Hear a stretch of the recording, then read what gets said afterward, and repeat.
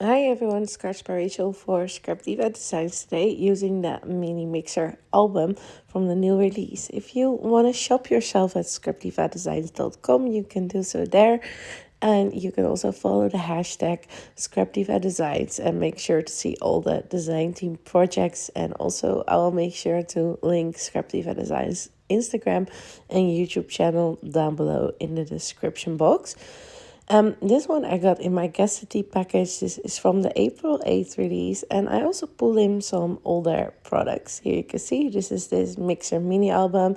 We'll be turning it into a recipe holder. So not a mini album today. I thought I'd show you can use it in multiple ways as well. So I think that is very adorable. I also pulled in some older ScrapDiva projects. This is the Apron Die and Stamp, which we will be using some of the stamps from and the dies.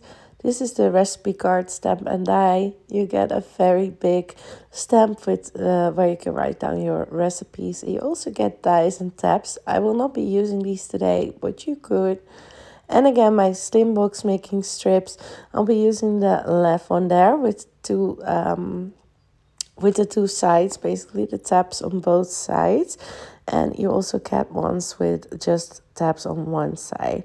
Also pull in the measuring spoon set, the kitchen utensils number 2 for that one on top, and the charcuterie board and the scalloped charcuterie board add-on we will be using as well. So a lot of projects today. I love the mix and matching of new and old always, so I thought we would do that today. For the back of a recipe holder, I did not use the die with the hinge. I went straight to the next one, that stitched layer, and then of course my mixer. And I just glued 2 pieces of white together and then the purple mixer on top there. Same for the front, 1 piece of sturdy white cardstock, and I layered it with this fun silver glitter. And then a mixer I cut out of the same purple. I did do some shading on all these die cuts. So for the mug, I used like this cute cherry and bow paper. And here for all the silver details, I'm using some brushed silver cardstock.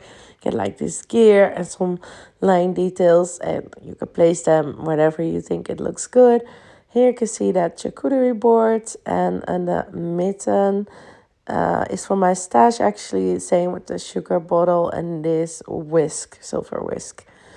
I'm popping up, we're starting with our front, so I'm popping up that purple and I'm gonna attach it to our silver base piece there, using some foam to give it some dimension. And of course the same with this cup, because I want it to be at the same height. And I absolutely love this die, especially since a lot of brands, ScrapDiva as well, as you can see me use a lot of our older dies, but also different brands you might have will work really well with this, because there's a lot of baking and cooking stamps, dies and stuff out there. So I think you can use this definitely in multiple ways. And a mini album would be totally cute as well. I just decided to do something else today. I like to show the versatility of some dies. And use them in a different way actually. And for this video I will show that slim box making strips die a bit more in detail. I used it for my baby overall cards as well and turned that into a cute little gift box. And I already said in this video that I will show those strips a bit more in detail on how you can use them. I'm just using some glue to put down my charcuterie board, the details, my mitten. And then that measuring spoon, I actually gave some layers. You can turn this into a sweet, cute little shaker as well. But for this one, I decided not to. But I'm just going to lay that roller, I think it's called, baking roller, on top there. And my sugar package. And then I can just use some foam on the back side to give it the same height as our measuring spoon there.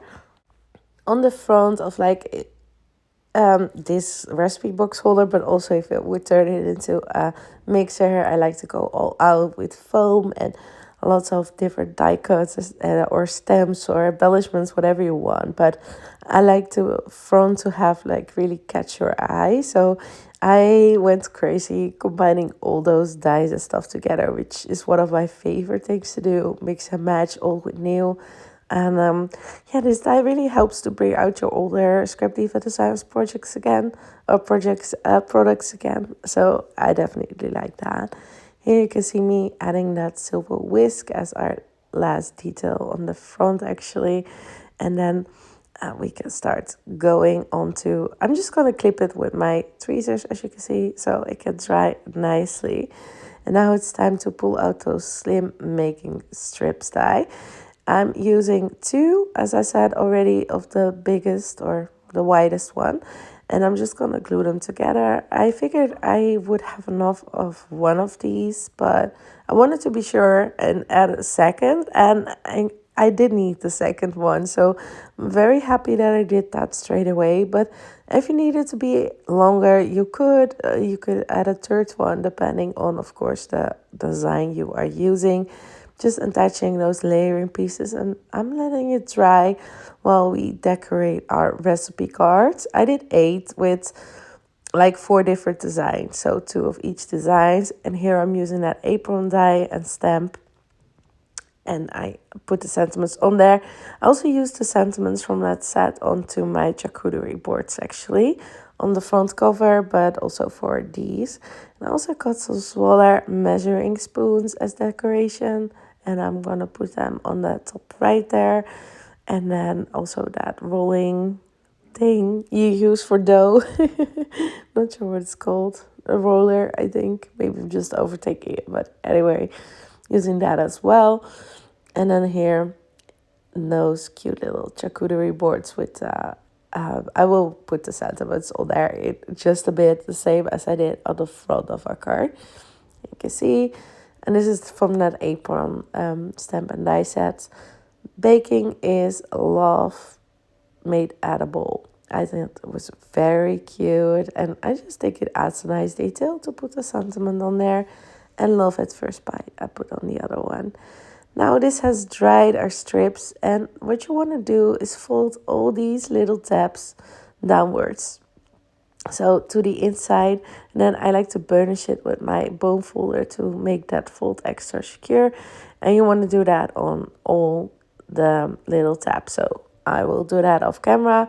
Here I did it on all of them, and I'm just going to use my bone folder to curve my cardstock, which will make it a bit easier to follow the shape of our mixer die. There's also a little tab there, which you can use to attach these two together if you ever want to make like go all the way around basically with your tabs. But for this one, I'm just doing the side and the bottom here. And I'm just seeing where I would like those to go. And at first I was like, let's add some glue and do it. But then I thought it might be more easy if I first lay down a bit of double-sided tape on the parts where I want it to go. And here I'm just measuring for my recipe cards that it still fit in there. And then I'm taking these off and add some glue on all those small little tabs. I just do it on sections. Like I think I did half of the ones I will need with glue, and then I will do the rest. But here you can see me aligning that to the bottom. My head might get in the way sometimes for this, you guys. Yes, there it is already. But I really wanted to make sure it was straight. And then I'm using my bone folder to press that in. And because you use that double-sided tape, you don't have to wait as long for it to get secure. Here I'm just using my glue on that tape actually and folding it to the shape of our mixer. And there we go. And then use again that bone folder. I find this is the easiest way to do it. Use double-sided tape and glue, but maybe something else works better for you. But anyway, I'm just cutting off what we don't need. There we go. And like I said, I'm leaving the top and the side empty, or I'm not using the strips because, well, the recipe cards would not fit there. If you want to make it more into a box, you could also do the right side, of course, and only leave the top as an opening. Here I've put on some double-sided adhesive again on the parts where it needs to go. And I'm using glue on the tabs here.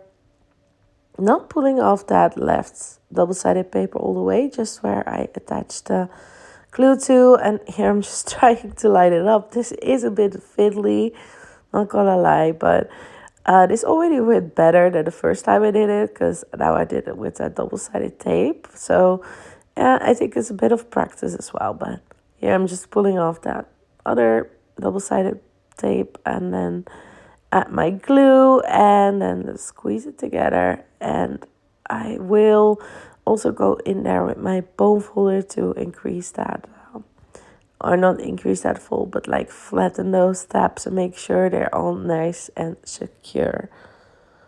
And then we have our recipe holder that can stand up as well.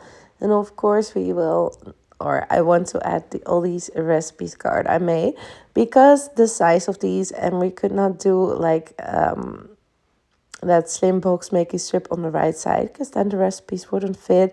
Was a bit struggling, like it wasn't all that secure on the right, but then I fixed it with this cute little pink clip and just clipped it to the side there, which I think was a great solution for this. So sometimes you can use like tools like that to make it fit the way you want to and still have it nice and secure. Of course, I'm going in with my beloved white highlights as always, and I'm just going to add them all over the front. I think I didn't do it on the recipe cards, but I mean, you could. I just left them more plain, but yeah, you could do that. And here I'm just using it wherever I think they will look good, you guys. And I hope this will inspire you to kind of think outside the box for some of the dies and use them in different ways. Here you can see some screenshots of the recipe mixer holder, I'm gonna call it, that we made today, and a little video. If you like this video, be sure to like, subscribe and comment for more ScrapDiva design projects, of course, and other projects as well. Thanks for watching, everyone. Have a crafty day. Bye.